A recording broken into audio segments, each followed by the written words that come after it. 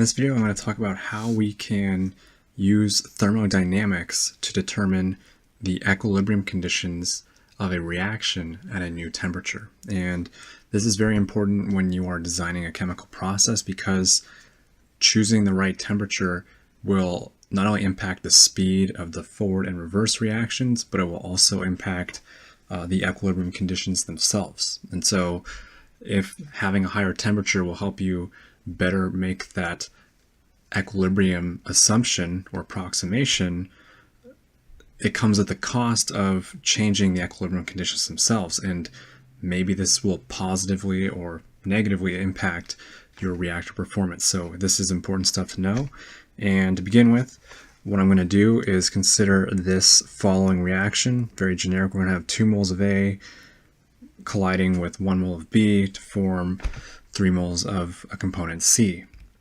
And the first step that you will take in practice is to look up the tabulated values in a table for all of your components that are present in your reaction. And if we had inerts, we could also take those into account as well.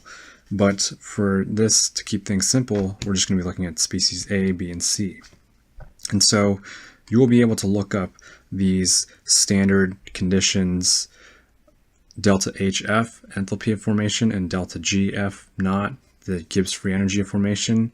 And these are defined at 298 Kelvin and 1 atmosphere. So it's very important to remember that our temperature here is the standard conditions, and this is not necessarily going to be what you choose to operate your reactor at. So that's why we're doing this analysis. And so the first thing you're going to want to do is determine what I'm going to call this K naught is. And this is the equilibrium conditions at standard conditions.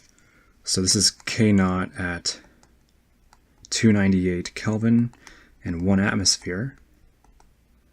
And this is defined to be the exponential of minus delta G reaction naught over R times T naught. And T naught is defined to be the standard temperature, which is 298 Kelvin. And then to find what we're going to have for our value of delta G naught of reaction, delta G naught reaction is equivalent to the sum of the delta G, of formation of your products minus the sum of delta G of formation of your reactants.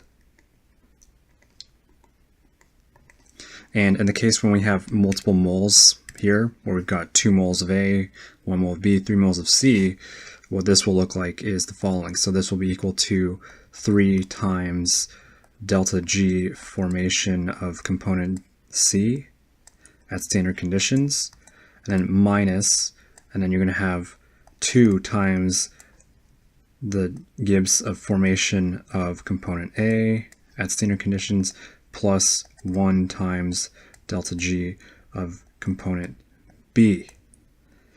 Sorry for going a little off the page, but you guys get the point.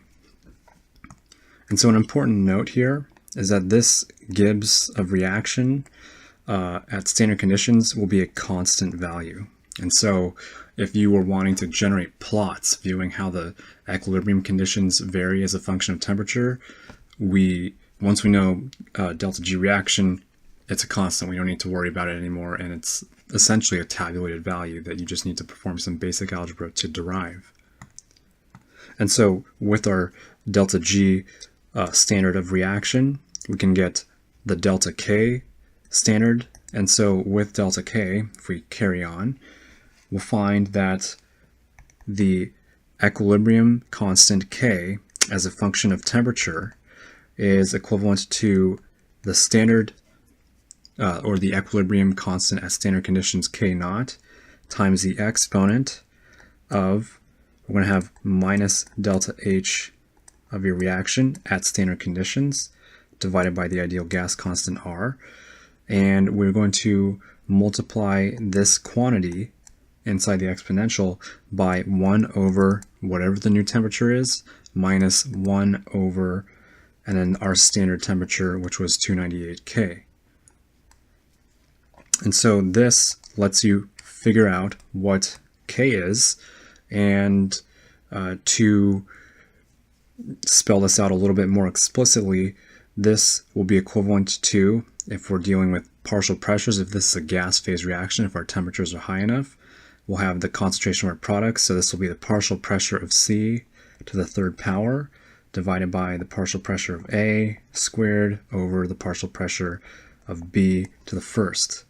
And if you pull out P total from each of these terms, we'll have P total times the molar concentration of C, and this quantity is cubed, divided by, and P total times molar concentration of A, or molar ratio of A, times P total, and then molar ratio of component B. And so what you'll note here is if we were to pull out the P total term, you would have P total cubed over P total cubed.